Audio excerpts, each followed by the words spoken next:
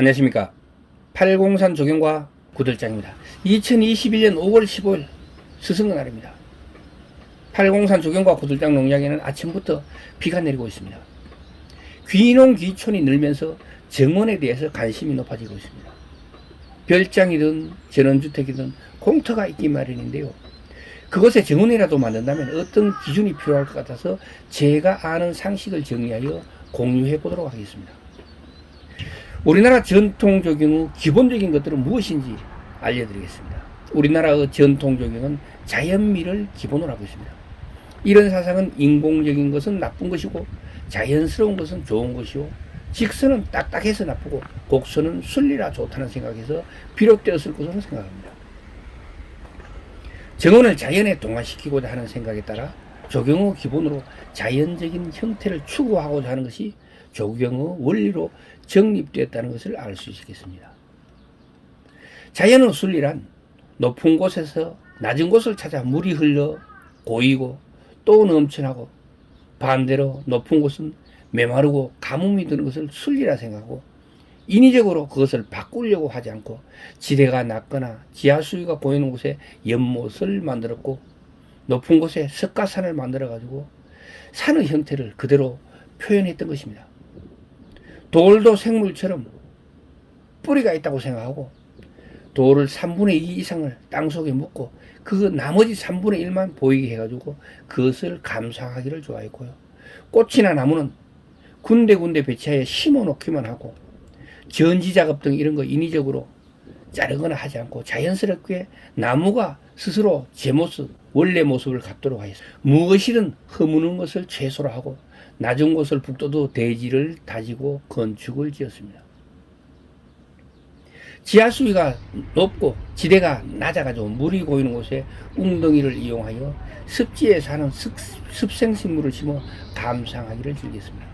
정자나 누각을 지을 때도 풍치와 질길거리가 있는 곳에 자연을 채소로 건들고 바위에 기둥을 세우고 그 위에 누각이나 암자를 지어 자연 속에 사람이 함께하는 학문을 논하고 자연을 노래했습니다.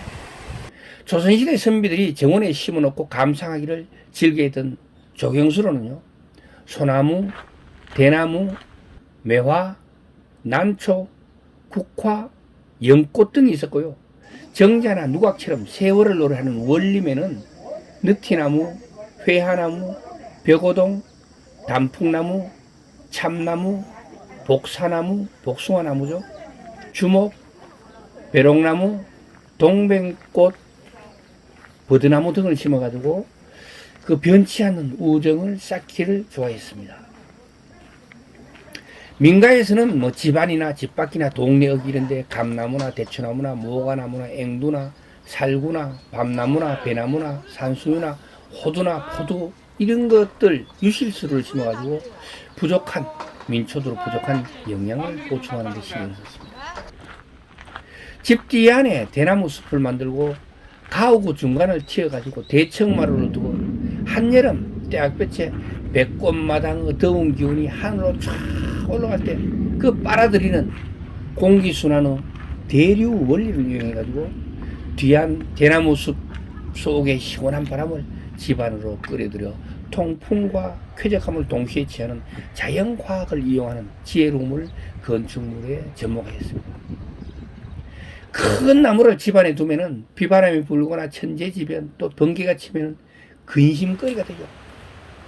그래서 땅 힘을 굳건하게 해주고 신선한 공기를 많이 공급할 수 있는 대나무 숲을 집 뒤 안에 심어가지고 안녕을 도모하였습니다.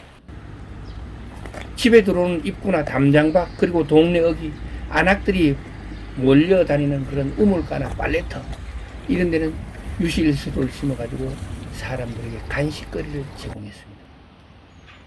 전통 조경에서는 곱게 티 없이 자라는 나무보다는 이리저리 굴곡지고 볼품없는 나무를 정원에 두고 어루만지며 민초도로 곡진 팔자와 애안을 통감하며 함께 살아가는 상생의 선비정신을 키워왔던 것으로 생각됩니다.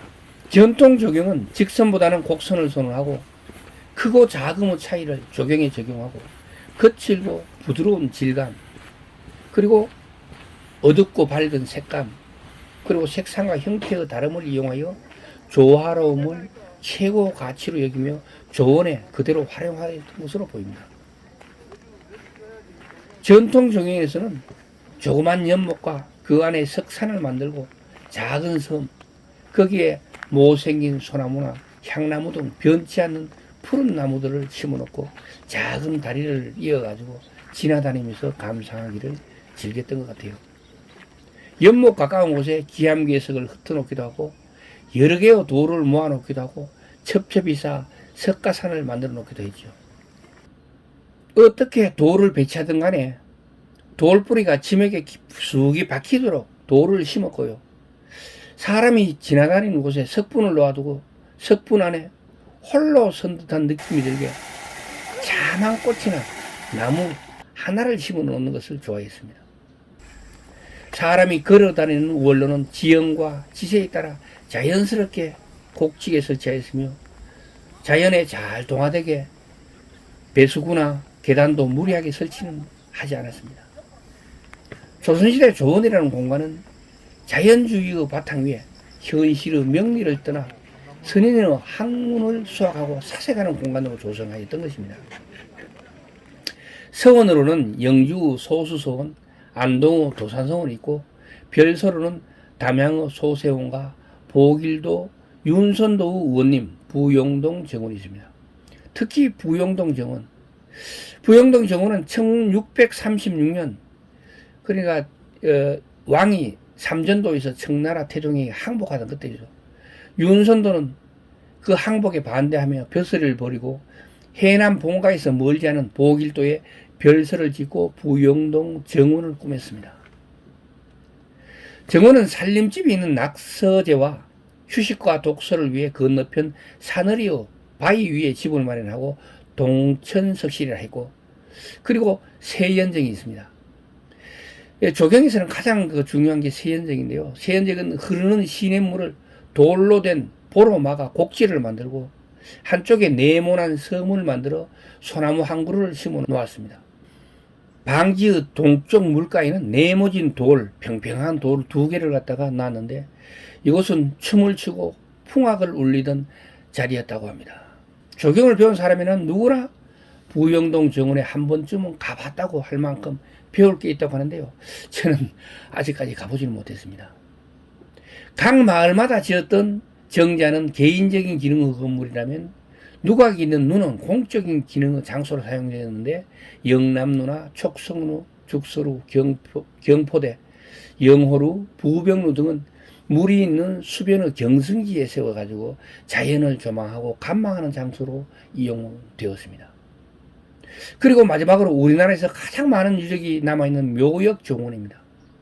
우리나라 전통 분묘원을 살펴보면 봉분이 있고 그 뒤에 나라에서 공원을 세운 분들은 곡장을 쌓아가지고 둘러섰고요. 그렇지 못한 분들은 사성을 쌓아가 묘역을 아늑하게 바람길을 막아주고 그렇게 단장했던 것입니다. 봉분 앞에는 상석과 망주석 등을 설치하여 주변에는 소나무 숲을 조성하고 봉분 주위에 평평한 부분 그걸 계절이라고 하는데요. 그 계절에는 잔디를 깔아가지고 묘역을 밝게 조성했습니다. 무덤의 구역을 품계에 따라 크기를 정했는데요. 봉분을 중심으로 1품은 100보, 2품은 90보, 3품은 80보, 4품은 70보, 5품은 50보, 진사와 생후는 40보, 그리고 서민은 10보로 제한하였습니다. 무덤이 있으면 그 가운데서부터 10보까지만 하고 그 바깥으로는 더 이상 묘역을 인정하지 않았던 것이죠. 그 불법이 됐던 것입니다. 그래서 서민들의 묘들은 거의 보면은 고만고만 하잖아요. 시대적으로 삼국시대나 통일시대에는 상징주의적 정원이 주로 만들어졌고 조선시대에는 자연주의적 정원이 주로 만들어졌습니다. 한국의 정원에서 시대를 망라하고 일관되게 나타나는 현상은 자연과의 조화와 자연에 순응하는 정신입니다.